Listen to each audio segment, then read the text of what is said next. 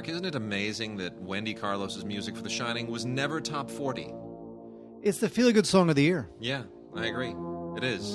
Too bad. Never top 40. Why are we talking about this and not the fact that the Mets are in the World Series? By the way, by the time most people listen to this podcast, the Mets will have already been swept. We will have lost in a best-of-7 series. We will have been swept 3-0. That's how bad we'll do. We should probably also mention. By the way, this is our DigiWeen 2015 podcast. So it's all Halloween, all spooky stuff today, except for one movie. Yeah, that's why the Shining music. Oh yeah, clever. But the passing of Maureen O'Hara, which made me cry. No, it didn't. It did. I cried. You know why you cry? Because you're a freak. That's why. I'm not saying it's not sad. I'm just saying cry. Because they're going away. The whole golden age. They're dying left and right. Olivia Havilland is like the only one left now. That is true. And she's what, 99, 100? She's something like that. I think she's going to be 100. Okay, what is your favorite? Okay, what is your favorite Maureen O'Hara movie? And you cannot say How Green Was My Valley. You got to say something else. Other than How Green Was My Valley, I would say Miracle. Oh, I was going to say that. Miracle on 34th Street. You can't say that because I was going to say that. Fine, then I'll say Quiet Man. Quiet Man, sure. Yeah, just because the E.T. tie-in. I mean, I love the Quiet Man, but the whole E.T. thing is it's priceless. She's in E.T. She's in E.T. vicariously by way of the Quiet Man, but she's in E.T. She was the voice of E.T. Exactly. That's right. By the way, her real name, Maureen Fitzsimmons. It's still Irish. But somehow O'Hara was considered better than Fitzsimmons. Yeah, well, sure, I guess. Exactly. Anyway, so, yes, loads of Halloween stuff. I mean... Look at that pile. Look at that unreal, stack. Right? I mean, look. I'll be honest. Did I watch even a fraction of these? No. You can't. You just can't. But we gotta mention them. And by the way, right off the top of the show, some interesting little. So I have seen some Halloween oriented stuff that's not on DVD and Blu-ray, but definitely worth talking about. Mike Mendez, good friend of the podcast, by way of his brother Mario Mendez. Mike Mendez, director of Big Ass Spider. And Lavalantula, which we will mention today, comes out actually next week on November the 3rd, so it's not coming out in time, but we're going to talk about it on the Halloween show because it warrants it. But Mike also directed one of the episodes in Halloween Tales, which is in theaters right now. That's cool. Yeah, and Halloween Tales, 11 films by 11 directors. Have you seen it? Halloween Tales? I haven't seen a movie in like 2 weeks. Oh, because you've been I've been worrying about the Mets all the time. Okay. No, he directs an episode of Halloween Tales called Friday the 31st. It's hilarious. It's great. It's really, really sharp. I'm just saying that when he wins an Oscar, he should thank his brother and he should thank us. Better believe it. So, yeah, I urge people, go out and definitely, if you're going to go see something in the theaters, see Halloween Tales. And also to be looking for down the line, we've talked about zombie comedies, zomcoms, and zombies, whatever you want to call them. We've talked about some of those in the past. I saw one that's going to be screening at AFM soon. Absolutely top tier. It is so much better.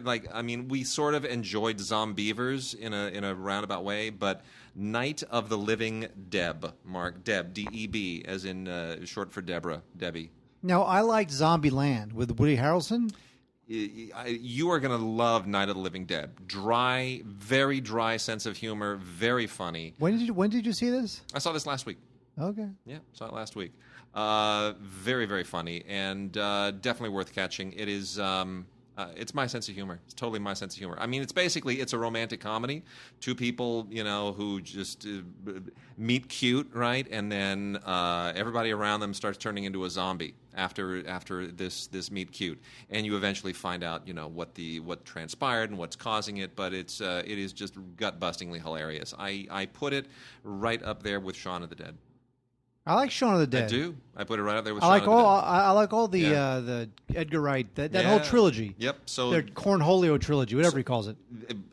Cornetto trilogy. Whatever it is. The Cornetto trilogy. So absolutely, that's going to guarantee that's going to get picked up, and you're going to love it. So that'll get picked up. That'll show up on DVD and Blu-ray, maybe in theaters. Okay, so definitely. So Night of the Living Deb by Kyle Rankin. Okay, so Kyle Rankin directed it. So we spent 5 minutes talking about a movie our fans cannot see. Correct. So now we're we're going to talk about stuff that everybody needs to see, right? Okay, Absolutely. and we got that. We got some Blu-ray news. Tell you what's coming up. But yeah. no, we'll do some stuff first. Come on, people are here for the Blu-rays and DVDs and all right. You know what? Something that actually has officially been released. Since it's we have a few big things, a few big movies, and this is sort of sideways Halloween related. But Jurassic World. 3D or not 3D is out on Blu-ray and DVD and 3D Blu-ray. Would you consider this a Halloween movie? Yes. I mean, it's dinosaurs are monsters. Did it scare you? You know what scared me? I found this movie very serviceable. It scared me how bad it was. That's what scared me. I hate this movie. I truly hate this movie. It was bad, and then it got upgraded to just workmanlike. I'll say this: I dislike the movie. I don't loathe it with quite the brooding, seething contempt as Corey does. I mean, Corey really hated this thing. Like, just went completely off his rocker. Hated it so much. I kind of expected it, but here's the problem. It's essentially the same movie as Jurassic Park. It goes through all the same beats. It except that it takes like the Jeff Goldblum and the Sam Neill character, and it combines them, and you get them sort of merged together in Chris Pratt, right? But it's still, Ron Howard's daughter, Bryce Dallas Howard, she sort of plays the Laura Dern character, right? And then everybody sort of fills the obligatory parts. You've got Irfan Khan sort of plays the Richard Attenborough character, right? And it goes through all the same beats. You got the kids, and then the kids go wrong, and then the family's worried, and they got to go get the kids. And it's the same freaking movie. For Universal, there is way too much at stake for them to start taking chances on the avant-garde Jurassic Park movie. And it's the biggest opening of any movie in history. Until Star Wars. Yeah, well, probably. But still, I mean, it's probably crazy. Star Wars is going to start. We will. I think I said this on the Facebook page. In our lifetime, we will never see anything like the Star Wars opening, except possibly the sequel to Star Wars, if the first one is as good as we're hoping. Do you realize that we are now, this year, we are as far from Star Wars as Star Wars was from Gone with the Wind? I'm just saying. You know what? You've used that before, and I don't get it. Anyway, Jurassic World, you know what? It's a Saturday night piece of crap. You love it when I do that. I do not love it. I do not love it at all. Yes, you do. Well, let me tell you something, Wade. There's this movie that I don't think it's ever been on Blu-ray before. It's called Army of Darkness. Nice. I don't know that do you think the Army of Darkness films have been out on Blu-ray before? Army of Darkness, I will do a quick investigation on that. I believe there's about I'm thinking maybe 8 different versions of Army of Darkness on Blu-ray. Army of Darkness, yes, was first on the. This is now the collector's edition on Blu-ray. It was previously on Blu-ray as the Screwhead edition. It was also on HD DVD. It was also out prior to that in an HD DVD/DVD combo set. It was also out on DVD in the Boomstick edition, in the official bootleg edition, in the director's cut, and the theatrical cut. So pretty much for 15 years, we've been just getting relentless, all the Evil Dead Army of Darkness movies. It's nonstop. By the way, I still say they should have gone with their original title, Medieval Dead, which is the greatest pun ever. Evil Dead 2, Medieval Dead. Come on, why didn't they do that? I don't get it. Anyway, this has 3 discs, the theatrical version, the director's cut, and an international cut. Each one has a lot of very decent extras. A lot of them you have seen on previous iterations of the Blu-ray. So I would pass on this unless you don't. If you don't have Army of Darkness on Blu-ray, by all means get this one. Otherwise, you can keep any one of the 75 previous versions of the Blu-ray. We also have The Howling 2. Electric Boogaloo? Yes, exactly. Howling 2, not as good as the original Howling, not by any stretch, but you know what it has that the original Howling did not have? You know what it has? It's got Christopher Lee, it's got Sybil Danning, and it's got Reb Brown. That's the Reb Brown, Christopher Lee, and Sybil Danning. That is the holy trinity of 80s B movies. Yeah, but Reb Brown was Captain America. No, Reb Brown wasn't just Captain America. He was the Hunter from the Future. And I urge everyone right now, if you've never heard of the Hunter from the Future, which we did review once on this show, just go to YouTube and search on The Hunter from the Future. It's Y-O-R. Y-O-R, opening credits, song, opening credits, opening titles, any of those things. You will come up with the most hysterical opening to any movie ever. The song is not to be believed. I sing it in the shower to this day. And Howling 2 from Scream Factory, the Shout Factory label. I actually kind of enjoy this. I mean, it's not for people who enjoy The Howling. It really does kind of stand alone. It is wonderful cheese. And I thought it was a lot of fun. I really did. Anything with Sybil Danning, I can't resist. Battle Beyond the Stars, all that stuff. Sybil Danning, just one of those guilty pleasures from another era. I wonder what she looks like now. Anyway, Sybil Danning. This was produced. I guarantee you, it would not be pretty. It will not be pretty. By the way, this was produced by Hemdale, a company that did Platoon. You remember Hemdale? They did Platoon. Hemdale. Yes. They still owe me $250. Hemdale, by the way, is the company started by. Former Beatle? No, that's Handmade. Oh, that's Handmade, George Harrison's company. You threw me there. I was like, I don't know. What? They still owe me $250. I go after their asses. For the last 25 years, they've owed me $250. What I'm saying is that you should make that happen. Yeah, totally. All right, Mark. Talk about something so disgusting I don't even want to touch it. I'm not even going to touch that. Don't touch this? No. Yeah, you know what? The whole human centipede thing, I just considered it the end of civilization. I just worst. didn't understand. Maybe the idea of people eating out each other's asses is just fantastic. That's just good human drama. You know what I hate about these films? It's a Saw thing too, where what they do is they come up with an excuse just to put the most disgusting crap on screen you can possibly imagine, and then they give the villain like some moral thing that like somehow justifies that. Like in Saw, he wanted people, and I remember talking to Luke Thompson about this because Luke said, "No, in Saw, it's not torture porn because the guy had cancer and he really stop that. It's just a cheap justification. That's all it is. They don't really care about cancer, disease, or moral whatever. So stop that." Yeah. Anyway, this is the complete Moral Centipede ass trilogy, the Asagy, and it includes the Human Centipede first sequence, full sequence, and final sequence, and it's got some audio commentaries with some of the asses. The asses actually speak. Some audio commentary with 6 of the asses. Unbelievable. Barely understand what they're saying. They make asses of themselves. I can normally control myself, but it's just too funny. You know what it is? It's like I can't get behind a movie that is just trying to be sick. No, it's like why? It's like, you know what I'm going to do? I'm just going to club a homeless man with a baseball bat for an hour and a half until he's a bloody pulp, and that's my movie. Oh, but the homeless man, he had cancer. Yeah, actually, the homeless man, he once robbed a boy when he was a little kid, and that's his karmic payback. But it's okay. See, so I can have a movie where a guy gets beaten by a baseball bat for an hour and a half because there's a moral quandary involved. Yeah, thank you. So it's all justified. That's my movie. You go make that. You go make that sure movie. will. For a budget of $140 million. Oh, my goodness. So Edgar Allan Poe's Black Cats. A boxed set from Arrow Video, 2 adaptations by Sergio Martino and Lucio Fulci. Lucio Fulci, of course, the legendary giallo master. Oh my gosh, that was so funny, Mark. Thank you for making my evening. Anyway, these are from the 80s and the 70s, and the films are Your Vice is a Locked Room and Only I Have the Key. And the other one is the Black Cat. Your Vice is a Locked Room and Only I Have the Key is the one directed by Sergio Martino, which is arguably the lesser of the two. But Fulci's The Black Cat is actually, if you like Fulci, it's kind of interesting. And there's some decent stuff on here.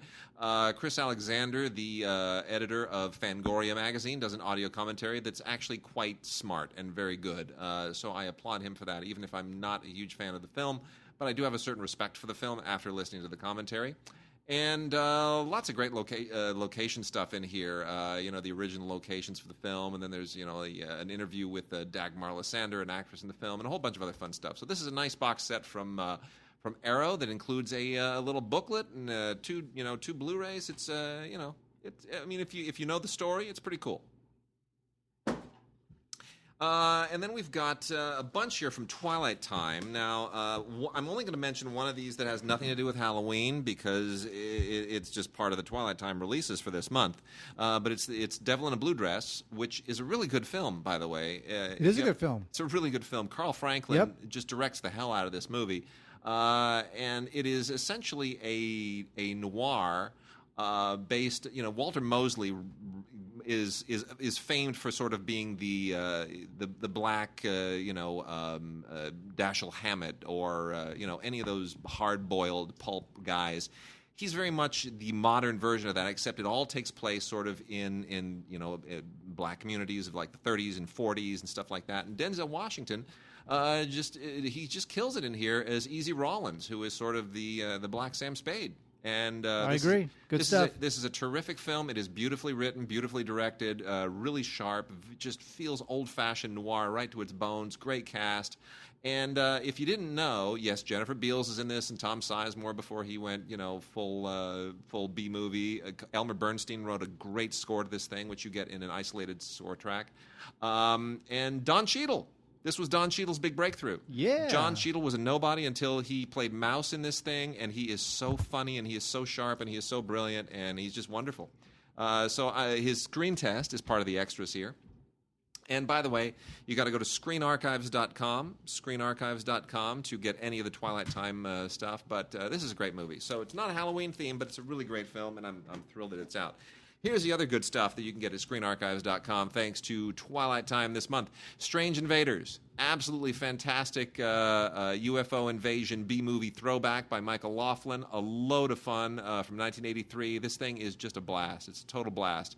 I just, Diana Scarwood, a lot of other great 80s actors. Really a lot of fun. Count Yorga, Vampire. If you love the Count Yorga movies, you know what I'm talking about. This is good stuff. This is stars Robert Quarry and Roger Perry, Michael Murphy. This is good 1970s vampire stuff. Really good. Black Widow with Deborah Winger and Teresa Russell. Another classic throwback from the 1980s, late 80s in this one. Two really fine actresses, directed by Bob Rafelson. This film was ripped to shreds, I think, at the time, but I disagree. Ron Bass, who, of course, wrote a lot of great movies, including Rain Man, Joy Luck Club. Ron Bass wrote the screenplay. I think it's sharp. Bob Rafelson, one of his last films, very, very sharp movie. So that's Black Widow.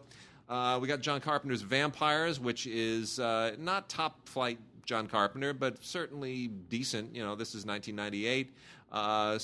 It's a solid cast. You got James Woods and Maximilian Schell, and it's it's fine. It's adequate. It's serviceable, as you said about Jurassic Park. And then lastly, Scream and Scream Again, a movie which I am not that fond of. But this is 1970. It's sort of that era. It's very faithful to its era. So it's got that kind of, hammery feel to it. Vincent Price, Christopher Lee, Peter Cushing, certainly a very hammery cast, but, that's sort of all it's got. Anyway, as far as vintage films go, it's worth checking out if you're a fan of, horror films and spook films from that particular era. But otherwise, I wouldn't go out of your way for it. Anyway, that's also out on Blu-ray from Twilight Time. All of these have isolated scores. All of them available from at screenarchives.com. So there you go. Check it out. We'd also check out, or actually don't check out, the Class of Nukem High 3. Now, if you are familiar with Trauma, you know what the Class of Nukem High is. This is the second sequel to the series, and I got to tell you, the first one was, Trauma. It was typical Trauma stuff. By the time you get to Nukem High 3, it's just really terrible. It's just, the problem with Nukem High 3 is that, all the Trauma films are a combination of B jokes and B effects. This one is just trying to be this one is trying to be funny more than it is trying to be like half funny, half kind of gross and disgusting. And the thing is that it's just not funny. So once it's not funny, you pretty much lose its whole thing. So I would pass on Nukem High 3. This thing is just totally lame. There's an evil twin thing going on, and that just went nowhere. And the guy who directed this just is completely uninspired, even by Trauma standards. So I would really consider passing on Nukem High 3, The Good, the Bad, and the Subhumanoid. You know what shocks me is that there have only been 3 Nukem High movies. I would have expected Lloyd. It's like Lloyd's losing a little bit of his edge, right? Don't you? How old is Lloyd now? Lloyd's got to be I like don't know, 70-something. Wouldn't you think? 70-something. I would think so. Yeah. He's been, 73. I'm going to guess 73, 74, 74. Let's say 74. How about 75? Do I hear 76? 76, everyone. Do I hear 76? I say 74. And sold is 76. Tell me, 74. Oh, am I supposed to tell you? Oh, I thought you were looking it up. I was not. Never mind. All right. Am I supposed to say something? Here, well, I'll keep going on a couple of other traumas. I got a couple other traumas here. One of them is pro wrestlers versus zombies. Not as funny as Night of the Living Deb. But it's okay. This is kind of really the only reason to see this is because it has pro wrestlers in it. Because it's got the late Roddy Piper is in this. The late Roddy Piper. Yeah, he shows up. Not quite ready to say that yet, but no, I know it sucks, right? Having to say that. No, it's a little over. It overindulges the gore factor a little bit. It doesn't quite have its balance right. But anyway, Kaufman does an intro on this, and there's a commentary by the director Cody Knotts. It's okay. But not, at a certain point, I need more than just the fact that the movie lives up to its title and has pro wrestlers and zombies in it. That just isn't really enough. Anyway, the other trauma title I got here is Theater of the Deranged 2. Now, this is an anthology. I never saw Theater of the Deranged 1, but judging from this, I'm gonna guess that it's probably pretty much the same deal, which is a lot of different ways to kill people and dismember them, which is fine if that's your thing. So, also Kaufman does an intro here as well, and you get bloopers and audio commentary and a bunch of other stuff. It's it is what it is. It's if you haven't seen Theater of the Deranged 1, I can't imagine you're gonna want to run out and see this. I disagree. And wait, there's a yes. B movie you might want to watch. Yeah, which I kind of have to recommend. How old is Lloyd Kaufman? Huh? How old is he? I haven't looked yet. Oh, okay. You really want me to look, don't you? I'll look. While you talk about that, I'll look it up. Wait, here's the thing. Now, this movie is not based on a true story, but it is about these mosquitoes who bite these spacemen, or these guys who came from space, and they mutate, and they become super powerful mosquitoes who wind up terrorizing a group of campers. That's beautiful. That sounds stupid, but it is stupid. But Mosquito, by Gary Jones, knows how stupid it is. It embraces how stupid it is, and it has fun with how stupid it is. Movie's 20 years old, but still, you know what? I think this had some moments. Lloyd Kaufman's going to hate us. We so oversold his age. He's 69. Aww. Yeah, 74. I aged him 5 years beyond his age, beyond his expiration date. Oh, he's the He has no expiration date. Exactly. Lloyd will be around forever. Oh, wait, this movie called Angst. Now, Angst, Angst is bad because it was recommended on the DVD or the Blu-ray box by Gaspar Noé. Gaspar Noé, of course, called this thing the rarest masterpiece of cinema. What does the rarest masterpiece of cinema mean? Anything Gaspar Noé says, I just pretty much ignore these days. Now, you know why I ignore it? Because I saw that apparently his new film, which is all X-rated and on-screen sex and whatnot, and I don't really care. I'm not interested in going because his last film, that into the what was it? Into the Vortex, into the Matrix, into the Void, that stupid horrific thing shot in Tokyo. Did you see it? Did you see Into the Void? How do you feel about the fact that in one part of the film, if we may be so graphic, spoiler ahead for the next 10 seconds, that you are actually inside a woman's cervix with a penis thrusting right in your face in like a 19-foot screen? How do you feel about the fact that he did that to you? That's some documentary realism. I love it. It's just why? What is your problem, Noé? What is your problem? Why are you just so sadistic? Why do you hate movies? Why do you hate audiences? I want to know. So what does he have to say about this? Angst, he calls it the rarest masterpiece of cinema. This thing is, I guess I could say it's a little better than a Gaspar Noé film, which means it's like crap plus. It's not crap; it's crap plus. It's a film about this guy who's played by Erwin Leder, who was in Schindler's List and Das Boot. He plays a killer, and actually, the movie's based on a true story. There was a killer in Vienna. And this movie's based on the killer in Vienna, and he's going through the countryside, killing people. It's very stylish. It actually has a very interesting score by Klaus Schultz. I'll give it that.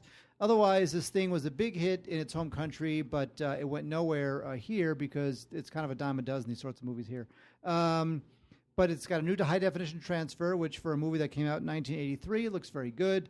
There's a 40-page booklet. You got to give Cult Epics some props for doing this thing right. I wish they would take better movies and give it this kind of treatment, but they have it. They started with angst here, but there's a booklet. There's an audio commentary by a film critic, introduction by Gaspar Noé, who I guess is a friend of the director.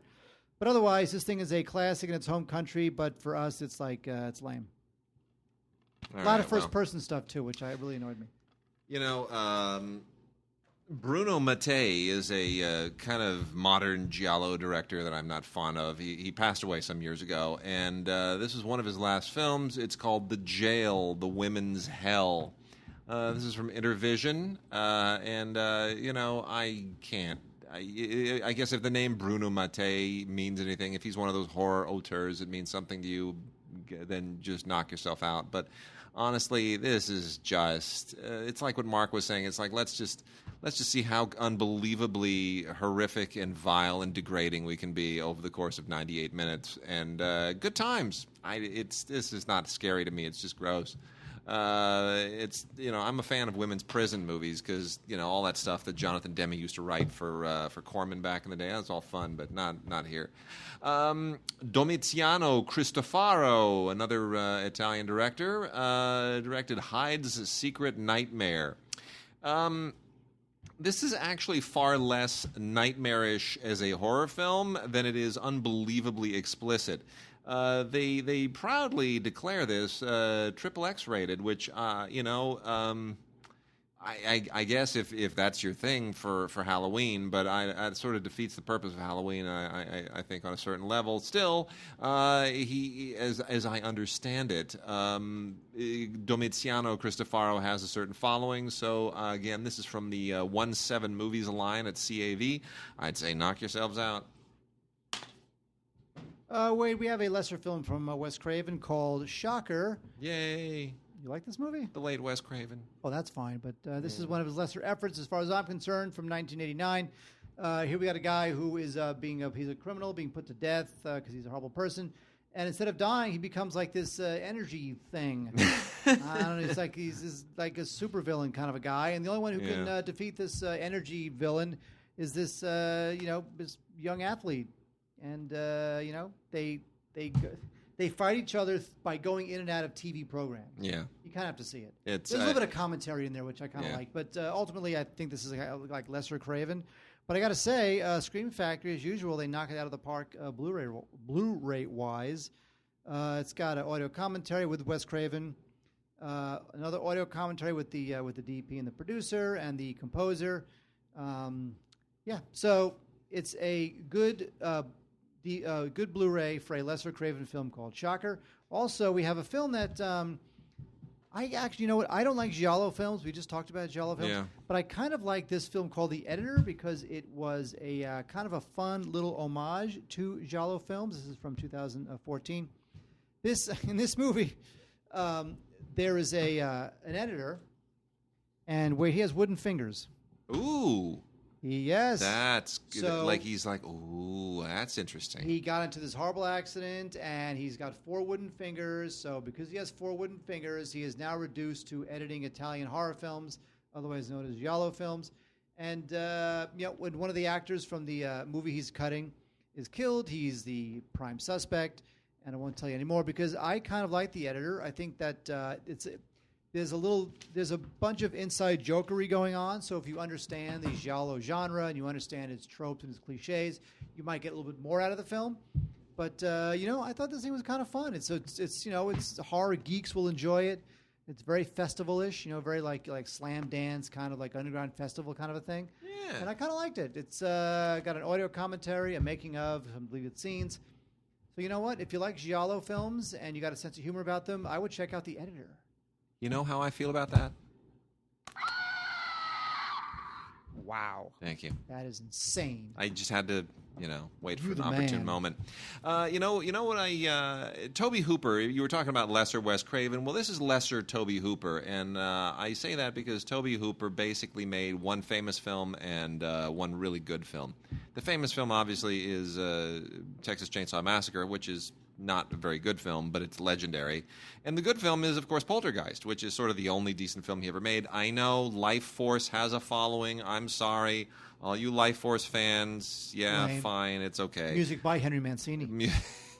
I love saying that whenever Life Force comes up, I have to remind everybody that the guy who did, like, the Pink Panther and Breakfast at Tiffany's and did Life Force. That's great. Anyway, this is Eaten Alive, which is definitely like minor Tobe Hooper, but it's out in a really splashy Blu-ray DVD combo special edition from Arrow Video, and Arrow is really they're digging up a lot of really interesting stuff. This stars Robert Englund, full 10 years almost before he played Freddy Krueger, and. This is one of those kind of Southern fried quasi. Well, it's like a bayou slasher film. It doesn't really work very well because it's very, very cheap, and the whole thing it really feels like they shot it over a weekend, but which they probably did. But that said, the whole thing gets a pretty decent batch of extras. I mean, there's a gob of stuff on here. There are trailers and TV spots and alternate titles and interviews and audio commentaries. It's just gob chock full of stuff, and I don't know that the movie really warrants it, but. You know what? For Tobe Hooper fans, it's a pretty great special edition to have. So if you're a fan of Eaten Alive, or if you're a fan of Robert Englund, knock yourselves out. Here's a couple that I think are a little bit more legit, and this is more really cool Halloween-y stuff. The Legacy. Still pretty scary, actually, to be honest. The Legacy. This is a Shout Factory, Scream Factory release. The original film was released in 1978, and it stars Roger Daltrey. Actually, it doesn't really star Roger Daltrey. Co-stars Roger Daltrey. But this is actually stars the current husband and wife, Catherine Ross and Sam Elliott. Ooh. And I always feel like, Sam Elliott, you dog... You nailed it. You like won the brass ring, man. Everybody wanted Catherine Ross. She was the woman. Dustin Hoffman was after her. Newman and Redford were after her in movies. Not in movies. What I'm saying is Sam Elliott. He's the guy that got her. Yeah, but in real life, Catherine Ross, while obviously a very beautiful woman, wonderful she wasn't actress. like Sophia Loren. Well, she kind of was. She was the Sophia Loren of the moment in the late '60s. Yeah. She was a thing. Anyway. No, this is great. Catherine Ross and Sam Elliott play a couple who break down in the English countryside, and they have an auto accident basically, and that just begins this really, really weird, horrifying just journey into weirdness. You never want to break down in a part of anybody's countryside where weird stuff is going on, and man, they turn the screws pretty well here. Really cool score by Michael Lewis, who I'm not terribly familiar with. Makes me want to definitely go dig up some more Michael Lewis scores. But the direction here is really, really tight, really sharp. 1978, and you know who directed this? Because this is timely, Mark. This is a timely thing. This ties in with something that's really big right now. Richard Marquand.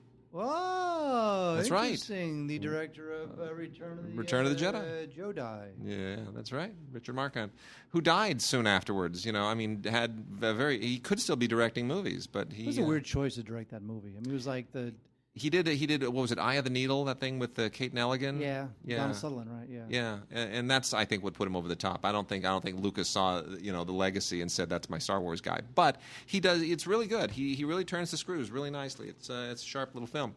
And then the other one of my all-time faves as far as scary movies go, The Sentinel. The Sentinel is still I think just super cool.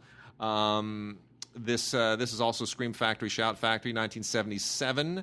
Directed by Michael Winner, a guy who just excelled in this genre, top to bottom.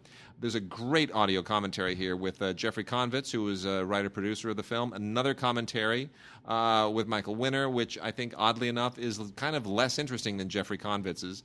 And then a third audio commentary with actress Christina Rains. And then an interview with the assistant director, some stills, a trailer.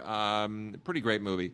I absolutely love the performances in this thing. Everybody just chews the scenery like to high heaven. Jose Ferrer, Eli Wallach, Burgess Meredith, Arthur Kennedy, John Carradine, Martin Balsam. I mean, it is a cavalcade of stars from the 70s who just all really, really know that they're having a great time, and they turn it all up to 11. And I never read the novel, but what a really, really fun movie. It's still super spooky. So The Sentinel from Shout Factory, Scream Factory, definitely check that out. Wade, we have a couple things before we get into some Blu-ray news. We have Amnesiac. This is a fairly ridiculous thriller. It's a little bit like Memento. It stars Kate Bosworth, who, of course, is really just terrible in everything she does. Kate Bosworth? She's so nothing. Oh. Just so nothing. But she was so awesome as Sandra Dee in Beyond the Sea. Oh, but she was so great as Lois Lane in Superman. That's terrible. Opposite Kevin Spacey in both those movies. The worst. Yeah. Anyway, so here's the situation. The situation in Amnesiac is that Wes Bentley wakes up. He's sick. Wakes up. He was in a coma. Uh-huh. And Kate Bosworth says, "Honey, you're awake from your coma. Fantastic. I'm your wife. Remember me?"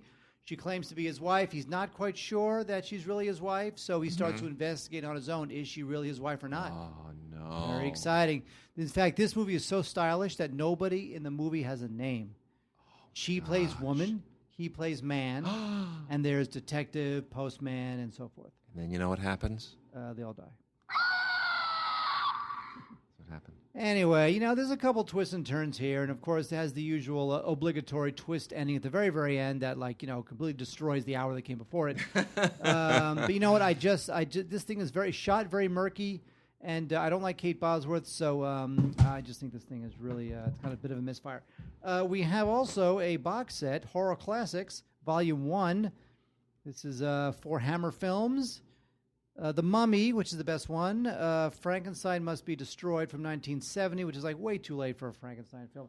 What you want is the classic Universal Frankenstein film. That's right. From the 40s and whatnot, and 50s. But instead we have Taste the Blood of Dracula from 1970. Dracula Has Risen from the Grave from 1969. This is terrible. And of course, as I said, The Mummy, which is the original from 1959, and is very, very good. But otherwise, I'd pass on these because unless you're just a Hammer film aficionado, lover, completist, I'd pass. That's a bummer. It is a bummer. That was a bummer. All right, give us some Blu-ray news, and then I will go through some kid vid for Halloween. Spook your kids. Give them a grand time. Blu-ray news? Yeah. What do we got? Oh, you can pre-order a X-Files complete series Blu-ray set. Be released on December 8th. X-Files seasons 1 through 9. Got to do that. Maybe not. By the way, we also have Marvel Cinematic Universe Phase 2 Blu-ray collection. Yeah. Now, we never got, at least I never got Phase 1. Well, that was back in the Ike Perlmutter days when we were being treated like chopped, rehashed liver. Well, then maybe they can send us a maybe Phase 2 and you can give it to me. Sure. Let's do that. That will never happen in a million goddamn years. You know what? Let's see what we can do. We got our holiday show coming up, week of Black Friday. So let's put it out there. Let's see what we can pull. Anyways, Phase 2 was Iron Man 3, Thor 2, Captain America 2, Guardians of the Galaxy, Avengers 2, and Ant-Man. Of those, I enjoyed Thor. Actually, not Thor. Those I enjoyed Captain America 2, very good, surprisingly good. Guardians of the Galaxy, good. The rest, take it or leave it. I wonder if somewhere under the earth, Over the rainbow? like 80,000 leagues beneath the Earth's crust, if there's a little tiny itty bitty movie theater with lots of ants flocking in it to see Man Ant. You think? Well, you see, here's the thing. That joke is similar to my equally stupid joke, which is that Facebook would not be as popular if it was called Bookface. Yeah, my joke's better. No, my joke's better. Bookface, hilarious. Anything else there, or do I dive into the a bunch of crap. You know what? The UK branch of Warner Brothers is coming out with a five Blu-ray Harrison Ford collection. You're not going to want that. Vincent Price, sure. Series 3, collection number 3 on Blu-ray, coming out in a couple of months. You're not going to want that either. So really, it's a little bit quiet. But, also, we didn't get this, which is fine. But last week was they released Star Wars The Complete Saga, episodes 1 through 6 on Blu-ray in a box set. Nice. Which is not nice because it's not the originals. No. And all we want are the originals. But Disney is going to do that, apparently. If they do that, I'll buy it. Apparently, they are going to... my understanding is at some point there will be a theatrical re-release of the original cut of Star Wars, where Han Solo shoots first and no digital CGI BS enhancement Jabba rolling across none of that. That's all. It'll be the absolute original film as we all remember seeing it, which I think would be great. I think that we've waited a long time for that, and the fact that Disney... I mean, it's a little mercenary. Disney isn't doing this for historical sake. I'm okay with it being mercenary because they've now finally pried it loose from George Lucas's overprotective, endlessly revising fingers, and it's what people want. I mean, it's sort of I wanted to see Fear and Desire. Well, we had to wait for Kubrick to die and for somebody to sort of pry that away from his litigiousness. And we all got to see it. And you know what? There's nothing to be ashamed of there. I mean, these guys have to let go of their stuff at a certain point. You realize Woody Allen never watches any of his films once they're done. When he finishes it, he mixes it, you screen it, and he's done. He never goes and ever looks at it again, ever. And I kind of respect that. He says that. I don't know, man. I sort of respect that. Anyway, all right, Halloween Kid Vid. There's a lot of stuff here. Mickey Mouse Clubhouse, Mickey's Monster Musical. We all know that I am no fan of Mickey Mouse Clubhouse, but my daughter, for some unbeknownst, godforsaken reason, the fates are just persecuting me. I don't know what. She loves this damn thing. And this is a special Halloween-y episode of it with fun songs. I'll give them that. The songs are fun. The whole, Count Micula, whatever, is a very silly concept. But it actually, as far as Mickey Mouse Clubhouse goes, this is much better than most of them. And it's actually quite a lot of fun, comparatively. So I begrudgingly sort of accepted that this was, not as bad as it might have been. But here's the thing. You don't actually have to buy this. I probably shouldn't even say this. You don't actually have to buy this. If you have Apple TV and you go to the Disney Junior app on it, this is the first thing you will see. It's there. It's free, at least for the time being, for the season. So, and you're not going to watch this off season. So unless you desperately need to own this, and I think I probably do because my daughter just will not stop watching it. She's going to be a spider for Halloween, by the way. Do you know that? Aww. She's a spider. We got the greatest outfit, little shirt with a little female spider with a bow on her head, and then a hat, a spider hat with little legs coming off it. So she's going to be basically Mr. Skinny Legs from Peppa Pig. Makes her very happy. All right, rolling through the rest of these. Monster Mayhem. This is a DC Comics original movie. With Batman, the Joker, the whole deal. This is, essentially an attempt to sort of capitalize on Batman and Halloween and everything, in between. So why not? I mean, it's not technically all that Halloween-y, but, Did you just say weenie? I did actually. We also have R.L. Stine's Monsterville, Cabinet of Souls. R.L. Stine, of course, the creator of Goosebumps, which is currently tanking in theaters. No. Well, there was a couple tanks in theaters. Oh my gosh, this last weekend was just horrendous, wasn't it? The Martian jacked up to #1 again and just buried everything else. Poor Steve Jobs. Oh my gosh. They you know what? They should have cast Christian Bale. Well, there was an interesting piece. I think it was in the Wrap. Was it in the Wrap where it was somebody? There was an interesting piece, essentially saying that when Amy Pascal passed on it, she regretted it, but it was based on casting. When all the named stars were gone, she didn't feel that it was a good risk. She didn't think anybody would really want to go see a Steve Jobs movie unless it had a big name star in it. This thing barely made more in its opening week. Its opening weekend than the other Steve Jobs movie with Ashton Kutcher. What does that tell you? Ashton Kutcher is totally awesome. Littlest Pet Shop, Halloween Fest. The only good thing in here is it has a pumpkin carving stencil inside. But otherwise, I'm not a fan of the show. Nickelodeon's Out of the Vault Halloween. Episodes here of Hey Arnold, Angry Beavers, Real Monsters. Oh, hold on. Yeah. Real Monsters. Cat plus Dog, and Rocco's Modern Life, all that Nickelodeon stuff that kind of creeps me out. Caillou's Halloween. Look, Caillou, you're Canadian. Canadians don't celebrate Halloween. Why would they? They're Canadian. It doesn't go hand in hand with being Canadian. Anyway, Caillou is, he's going to be a bald trick-or-treater, whatever, yada, yada, yada. 13 stories here. It's not that spooky. Doesn't mean to be. Peg plus Cat, we love this show. I love it more and more. The guy who does the voice of Cat just slays me. He's just so funny. And it's like he's not even trying. The cat just, Cat! It's a funny voice. It's basically a cool PBS Kids show that is all about math. They integrate math into these little stories of this girl and her really obnoxious talking cat. It's a lot of fun. And this is a Peg plus Cat, a totally awesome Halloween.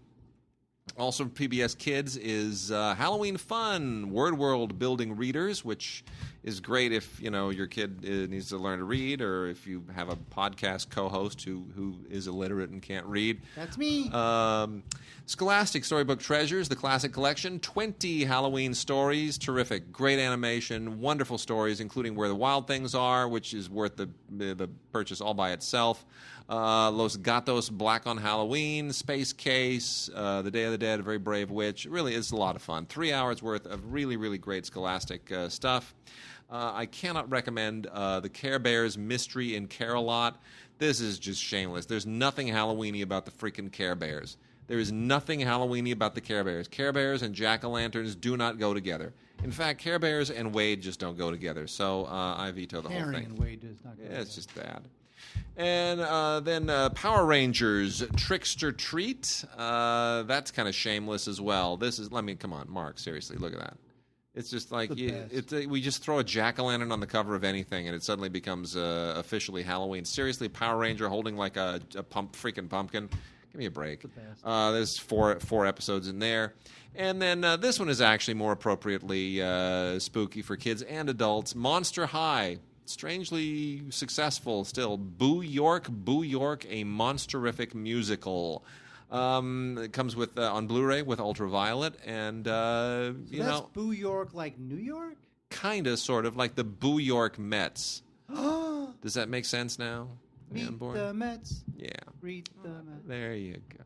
Anyway, so we started with a scary musical, the Mickey Mouse Clubhouse. We end with one, Monster High, Boo York. So there's some stuff there for the kids. And, of course, what we didn't mention, which is not necessarily out in a new edition, but you can still get on Blu-ray or on DVD, is The Great Pumpkin, Charlie Brown, which is just the forever classic. And we're going to show it tomorrow. We're going to watch The Great Pumpkin, Charlie Brown. It's The Great Pumpkin, Charlie Brown. And then the next day we're going to show my daughter Nightmare Before Christmas and blow her mind, because it's all kind of Halloween-y and Christmassy, and it's going to freak her out a little bit, I think. Aww. What's funny is when we came back from Disneyland, my wife bought a T-shirt that had Jack Skellington on it, and my daughter thinks it's a tiger. I'm not sure how to explain to her that Jack Skellington isn't a tiger. Well, anyway. All righty. So, Mark, let's go through. We're going to try to rock through the rest of these in the little time that we have left. There is a documentary I'm going to recommend this week. It is very Halloween-y. It is called Dark Star, H.R. Giger's World. This is sort of the... I don't want to say it's the end-all, archetypal, final, last word on Giger. But it's a very interesting documentary. It's a very kind of... It's sort of fly on the wall, but it also goes into his history, his friendships, his marriage, his work on the Alien films, what drives him. And what's most interesting about this is that Giger, who passed away just last year, really never lived the life of, you would think, oh my gosh, world famous artist, rich guy, jet setting around, he's loaded with money. Actually, he lived like a hoarder. I mean, in the same house. You look like a whore? Like a hoarder. Oh, yeah. Whore. He eventually almost went broke buying back a lot of his own art pieces to endow his own museum, believe it or not. Very strange thing. Like that. But his house is like this bizarre house, and of course all the people that work with him and for him, including his wife, they all lived there. and there's like this heavy metal guy who was in a death metal band until he met Giger, and then he became like one of Giger's assistants / groupies, kind of like what's his face, Kubrick's guy from Barry Lyndon. Yeah, Leon Vitali. Leon Vitali, kind of one of those deals. And there are books stacked everywhere. Like the bathtub has books stacked all the way to the ceiling. But Giger gets into his entire art philosophy too. I mean, and it's very twisted and weird, and yet it's kind of darkly romantic. If you're going to watch a documentary, kind of an intellectual documentary on Halloween that deals with things that are very, very Halloween-y, you really could not do much better than Dark Star H.R. Giger's World. Really a pretty sharp documentary. So there's a guy named Larry Fessenden. I don't know if you have ever heard of him. He is a real multi-hyphenate. He's a writer, director, cinematographer, actor, producer, and he tends to do these take it or leave it, rather cultish horror films that kind of blurs, psychology with the supernatural. Or he tries to. He tries. Wow, yeah. Wow. Well, this collection from the good folks at Scream Factory is called the Larry Fessenden Collection. And that's appropriate. I know, isn't it, though? It combines 4 of his films, The Last Winter, Habit, No Telling, and Wendigo, which is probably one of his most famous films, into one decent-looking set. Each film has plenty of special features. All of them have commentaries with Fessenden. Wendigo is probably the most famous one. It's a terrific movie with a lousy ending, but that's okay because for the 89 minutes before it, you were having a good time. So if you feel like you've seen everything in the horror world, I would definitely check out this collection by Larry Fessenden. He's a bit of an acquired taste. He's almost like the Guy Madden of horror, where you sort of like take him or leave him. Right. Very stylish, interesting stuff, but not always successful. All right, so I got an interesting little quartet here that I'm going to go through, and it's going to make sense when I get through it. So Sleepaway Camp 2 and 3 are out. And if you saw Sleepaway Camp 1, it's exactly like the others. The Sleepaway Camp movies are essentially slasher knockoffs. They're, just like all, whatever else, Friday the 13th, Halloween. It's the same deal. And, obviously everything's set at a camp. And that's novel, isn't it? And sure, whatever. So these are 80s slasher films. They're clearly just ripping things off and simply capitalizing on the fact that there's something scary and creepy about camp. And who is it that's killing all the kids at camp? Whatever. Okay, so with that in mind, again, nothing remarkable about these unless you actually are a fan of the series. Then we also have a film called The Final Girl, which is one of those, they picked the wrong woman movies. Decent cast, right? Wes Bentley and Abigail Breslin, who you would never imagine that this is the same Abigail Breslin from, Little Miss Sunshine. But it is. And boy, does she, yikes, reinvents herself here in a really, really scary way. So it's a female vengeance movie called The Final Girl. Now, or just Final Girl. Now, that brings us to The Final Girls, which is brilliant. Could I just say this is brilliant? Did you like this it? Is so much fun. I can't even begin to tell you. It has nothing to do with with Final Girl, just a similar title. But Sleepaway Camp is in a way kind of a quasi-inspiration here, because the idea here is that this is an 80s slasher film homage / spoof, whatever. But it's so clever. It is so smart. And the film is Camp Bloodbath. Same as Sleepaway Camp, just a little bit more direct. But the killer is basically, Michael Myers / Halloween. Yeah, Michael Myers, but the what's his face in the Friday the 13th movies. Jason Voorhees. Jason, thank you, Jason. So it's those two guys. Now here's the idea. This is, first of all, if you want to understand how far I had to go to actually say I love this movie, it's directed by Todd Strauss Schulson. Oh my God, I love him. Who did the Harold and Kumar Christmas movie? Oh, that's pretty bad. Okay, which I hated, which I truly despised, but he redeems himself here. So here's the deal. Tessa Farmiga, who is Vera Farmiga's younger sister, and there's like 20 of them, right? Like Vera's the oldest, Tessa's the youngest. They're like 21 years apart. And what happened to Vera Farmiga, by the way? She disappeared. She's on Bates Motel.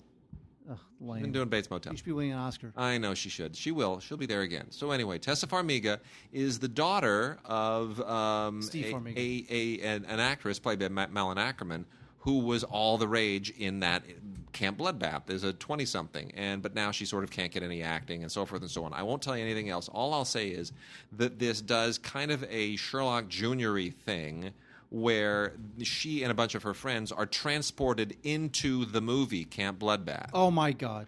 And the way it plays, that they're in the movie and what they can change and what they can't and how they can't escape from it, it is so clever, it is so genius, it is so brilliant, it is so unconsciously meta that I'm in awe of this movie. And I don't know why it didn't get a better release. It just kind of got burped out there on VOD with a very brief theatrical run just a few weeks ago.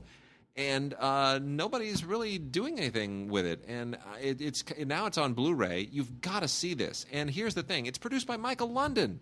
Michael Myers. Michael London, as in Michael Landon. Michael London. No, as in Oscar-nominated Michael London, who genius producer of Sideways.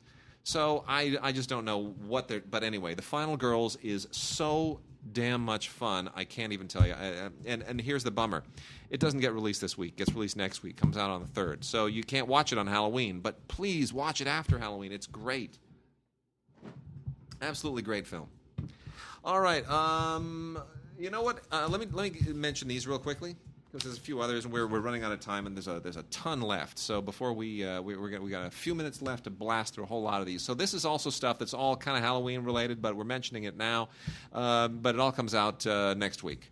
So one of them is The Incredible Two-Headed Transplant with Bruce Dern and Pat Priest and Casey Kasem.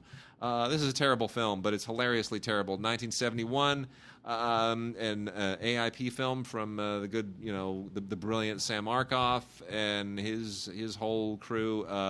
Really quite a dreadful movie, but all those two-headed movies are great. They're just fun. A lot of fun. Some Kind of Hate is a Best Buy exclusive with a no-name cast that is basically another female vengeance movie, but it's stylish and it could be worse. So if that's your thing, then by all means check it out. It's not badly made. It's okay. That also comes out on the 3rd. Another one that comes out on the 3rd is Charlie's Farm.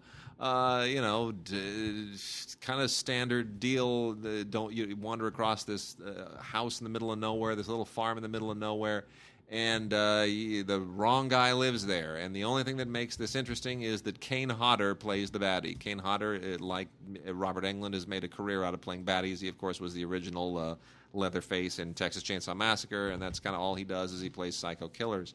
And then lastly, of those coming out next week, we do want to give once more a big shout-out to Mike Mendez for Lavalantula, more big, giant, big-ass spiders, and it is every bit as wonderful and hysterical as the original big-ass spider. Steve Guttenberg, what great casting. Nia Peoples, come on, give it up for the 80s casting. Nia Peoples and Steve Guttenberg, how awesome is that? Gotta love that.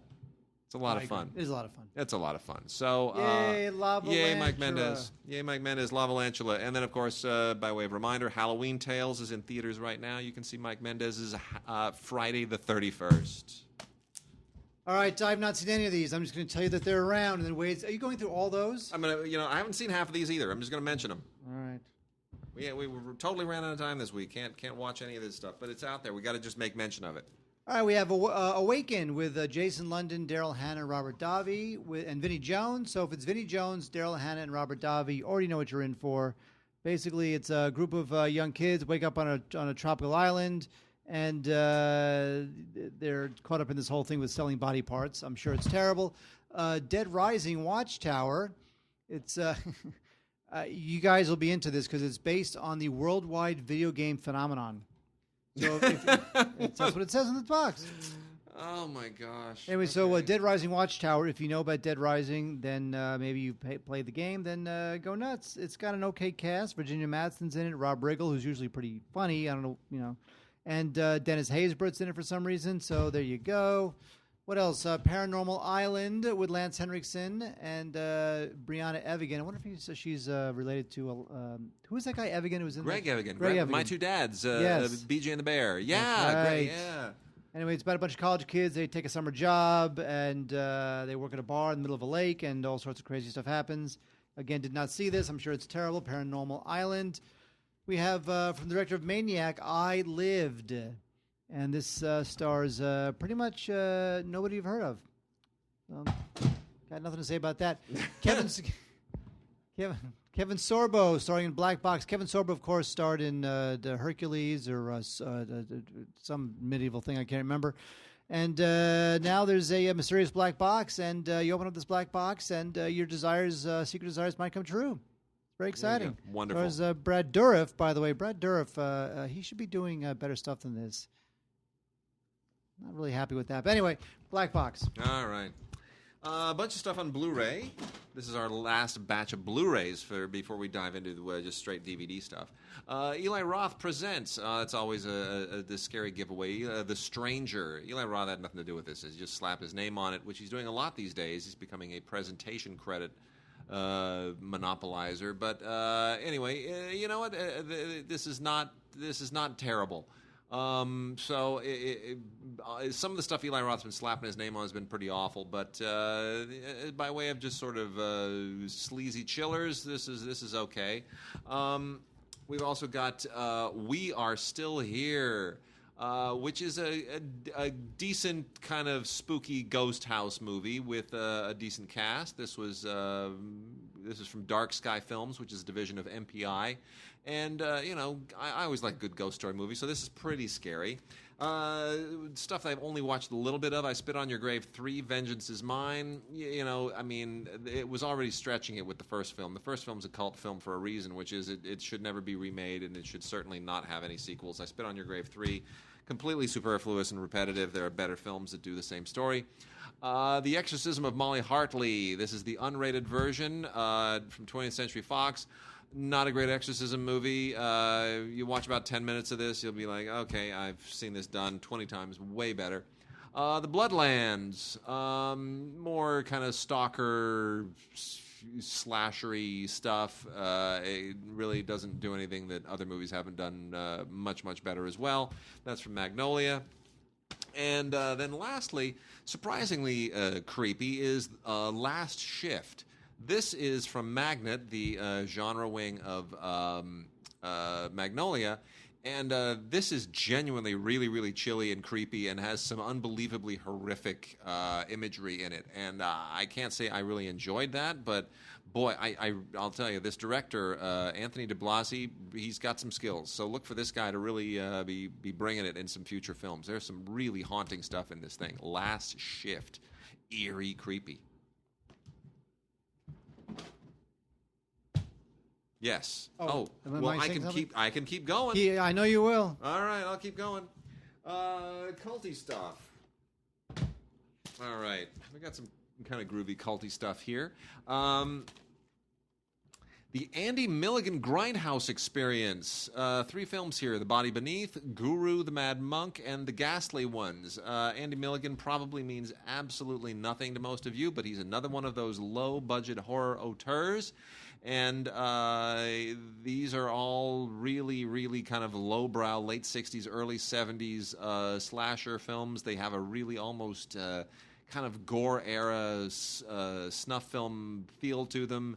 Pretty creepy. There's a commentary on here with Fred Olin Ray for the ghastly ones, and then another commentary with David DeCoteau, who I guess is somebody I should know, for Body Beneath. Fred Olin Ray is much more significant of a figure to give you a commentary on this particular genre. And then we also have Shockathon, a double feature of Shriek of the Mutilated and Garden of the Dead. Two more films that really are kind of from a very, very obscure era, in the early 70s. Whatever. They are what they are. I mean, it's, the only thing that's interesting here is that Shriek of the Mutilated involves a hunting for, they're like looking for Bigfoot, but otherwise, it's early 70s stuff. And a movie that I actually did see once, and I'd forgotten that I'd seen it until this came in, and I just thought, oh my gosh, I remember that movie, is Shakma. Oh my gosh. Do you remember this, Mark, about the killer baboon? No. Oh my gosh, this is the craziest, freaking weird movie I ever made. This is just completely surreal. Completely forgot that this thing existed. This is from the late 80s, and man, this is just totally weird. This is an absolute mind trip of a movie. I completely forgot this existed. Anyway, might have been the early 90s. I can't remember. I think late 80s, early 90s. Anyway, I remember seeing this thing. This was at like a midnight movie festival, and it's the wrong thing to see at 2 in the morning. Anyway, there you go. That's from Code Red, Shakma, Killer Baboon. Are you checked out? You look like you're exhausted. I'm always exhausted. All right. I have to be working 7 a.m. All right. I'm always exhausted. Okay, so let's blow through the last ones of these, and we'll just finish this off. Mary, Mary, Bloody Mary, with Christina Ferrari, formerly the wife of John DeLorean, who's in the news again because of the car that he invented that went back to the future, and we're now all entirely in the past as far as Back to the Future. How's that for a connection? Christina Ferrari actually had a very brief acting career, and she starred in things like Mary, Mary, Bloody Mary, along with John Carradine when he was kind of on the tail end of his career. This is from Horizon and Code Red. Not really worth watching unless you like Christina Ferrari, which I think she's wonderful, but there's nothing here by way of this being a worthwhile film to watch. Let's see, here's some other stuff. Blood Punch, with a bunch of no-name actors. Apparently, this is midnight releasing. This is supposed to be kind of scary. Let's see what else we got here. The Horror Network. Oh my gosh, I actually watched a little bit of this. This thing is insane. This is an anthology, and it's a really low-budget anthology, but it's kind of effective. I don't know any of the directors, but this is kind of Tales from the Crypty, actually. The Horror Network, really, really some twisted stuff in here. So some of these people are probably going to do something. For anthologies, that's probably a really good one to go with this week. Neon Maniacs. This is also from Code Red. This takes place in San Francisco. Has some absolutely horrendous makeup effects in it. But as far as gore films and the idea of this like underground. This horror underground of killers. Yeah, whatever. I mean, it's, I guess, sure, knock yourselves out. What else do we have here, Mark? I don't know. We have a bunch of stuff I haven't seen. Death's Door. Boy, let's just, we're just completely out of time here. So we got Death's Door, which is a torture porn film that really should probably go away. The Invoking 2, which, did you ever see The Invoking? No. I didn't either. I didn't know there was such a movie as The Invoking. Anyway, this is The Invoking 2, which is a ghost movie. Looks kind of scary. Wasn't able to get to it. And Nightmare Uncut. This is 35 years old. This is the 35th anniversary, and I never heard of it. This is a 1981 horror film. And I got to tell you, if there's a 1981 horror film I haven't heard of, it must be really, really crazily low budget. So anyway, Nightmare Uncut, 80s classic, and The Death of April, which is a kind of a creepy ghost movie. So for the college set. Oh, wait, I got some stuff I have never heard of. So I'm going to tell you they exist. Eaters, that exists. Plague So Pleasant, that exists. Queen Crab, that exists. June, that exists. Blunt Force Trauma. I'm surprised no one's ever come up with a movie until now called Blunt Force Trauma, but there it is. So it's Frida Pinto, unfortunately. Oh, no kidding, really? I know. And Mickey Rourke, who is just looking more and more horrifyingly carved up in the face as ever. Nocturna, which stars nobody. And also, I didn't see Gravy, which is a movie. You didn't, June is actually kind of sort of worth mentioning. Okay, then go ahead and mention it. Well, no, June is one of those. It's kind of like a quasi low budget Carrie in a way. I'd rather rewatch Carrie. Yeah, you're probably better off watching Carrie. But June actually has kind of it's sort of got like a little following. It's one of those telekinetic evil child movies. See, she's like making knives fly around. I did not have a chance to watch it, but I know some people who actually really, really like it. So they maybe I'll hang on to that one and watch it. Gravy. Oh my gosh, James Roday. James Roday is kind of a horror auteur. This is a really great cast, believe it or not. Michael West and Sarah Silverman. Gabri Sidibe from Oscar-nominated performance. Yeah, Dreamgirls. No, the other one, Precious. Precious, thank you. Boy, I'll tell you, James Roday people must really like working with him. He just seems to be able to talk people into doing things. That's fascinating. Anyway, Gravy. This takes place on Halloween night. And all things go wrong at a Mexican cantina. Don't want to go to a Mexican cantina on Halloween. No siree. Things will just not go well. And the word gravy is your giveaway. Look out. Yeah. And what else do we got here? Nocturna. It's a friggin' vampire movie with Jonathan Skeck, who I expected him to have so much of a better career. I really did. Didn't you expect him to have a better career? Well, after That Thing You Do, yeah, he was good in that. He was. I love that movie. Whatever. I've lost track of what we've even mentioned here. Hidden, Extinction, Run, Hide, Die, and Salome and the Forbidden, which is some kind of Clive Barker thing. So anyway, this is I know what this is. This is. We're wrapping it up way too quickly here. No, Salome and the Forbidden. This is Clive Barker's stuff from the 1970s.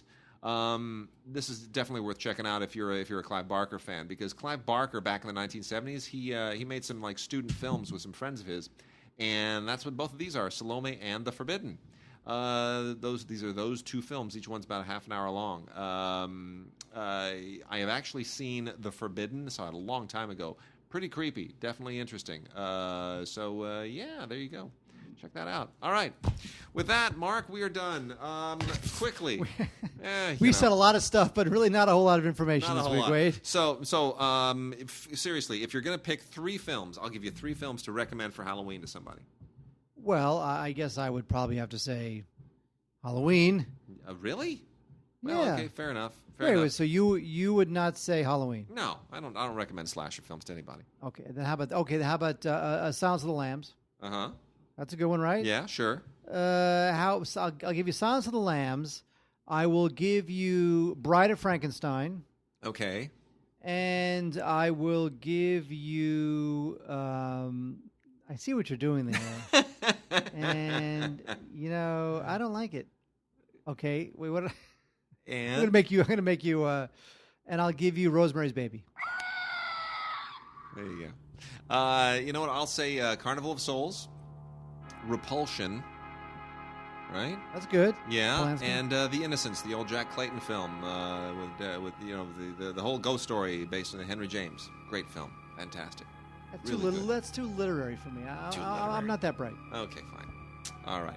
Very good. Well, that is it. That is our show for Halloween week. We will be back next week. And then remember, the week of Thanksgiving and Black Friday, that is our big holiday show. We will we got some good fun, good surprises for you, good stuff.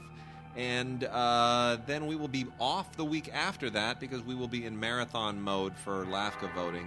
I have a feeling it's just going to be just unctuous this year. I got my Straight Outta Compton screener.